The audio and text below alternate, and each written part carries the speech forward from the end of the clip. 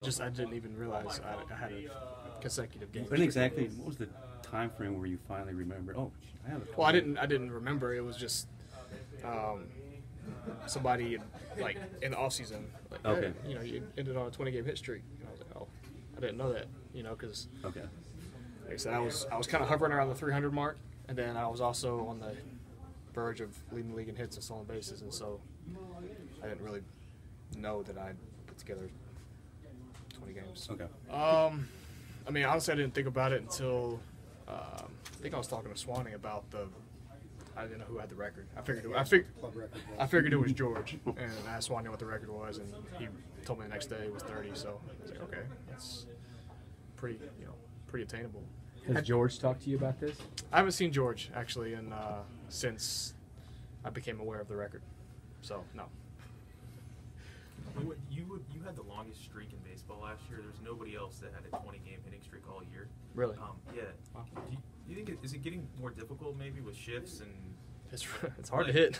It's not easy to hit with all the shifts and just the way pitchers are now. You rarely see a guy go out there and you rarely see him 3 at-bats. It's usually 2, if he's doing all right, maybe 3, and then you're facing 95, 96 with sink out of the bullpen.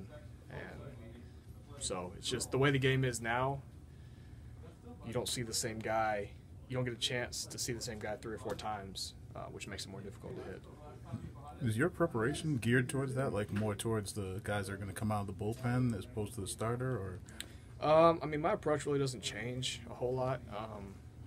Yeah, obviously, the type of pitcher will dictate my approach a little bit, but I have different approaches for different pitchers, and I've got to the point where I'm pretty good at adjusting on the fly. Whit, do you know of any particularly long streaks you've had before? I know I broke my college, South Carolina's record in 2010. I think it was 26. It's been broken since, but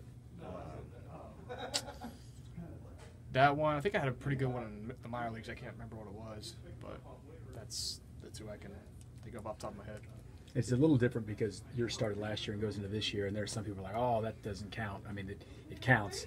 Is it harder to hit? I don't know. That's last year. Exactly. For me, if you're going good, you're in a groove, and then you take 5 months off. It seems like you can't just pick it right back up. That's kind of tough to do. So I would argue that it might be even harder to take 5 months off and then try to continue to be consistent. And we talked about this maybe a week or so ago, and you said you didn't think Joe DiMaggio was rolling over his grave. He's probably still not yet because you're not that close yet. But I mean, it's been another week. You keep going. I mean, yeah, it's been a good stretch, and with streaks like this, there's obviously some consistency and some good at bats you got to put together, but it takes a little bit of luck too. And going back to the first game of the year, I got a little doinker off Rodon to keep it going, and so yeah, I mean, you want to put together good at bats, but you got to get a little lucky. So we'll see what happens. I'm sure we talked about it before. Are you a superstitious player? Does it bother you to talk about it? No, it doesn't. I mean, talked about it before, and it is what it is. Well, you can't just in today's game. You can't just not talk about it. So I've embraced it. Along those lines, Whit, it's probably a point of pride, but not a point of stress. I mean, right? Yeah, I mean it's something I'm proud of, and I'd like to continue to be proud of it and continue to build this streak, and I'd like to keep it going for a while longer. Have you ever studied DiMaggio at all with that whole story about the 56? I've not really dug into a lot of the story. I did know. I think he was at like 30 or 32 or 35 or something, and he was 0 for in the 7th inning or something like that, and somebody, the manager wanted to walk him, and the pitcher refused or something like that, and he ended up getting a hit. Is that right? So I didn't know that quirk about the story, but that's kind of all I know about it. We're happy, right? Well, I mean, we feel like we've played pretty well. We just haven't found ways to win games.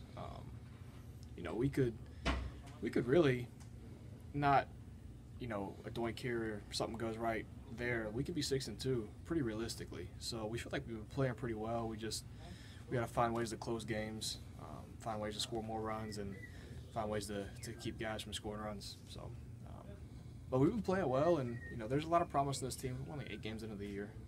I got a feeling this division is going to be up for grabs. So, it's a point of the year where it's important for us to stay positive and continue to work because, like I said, it's just 8 games.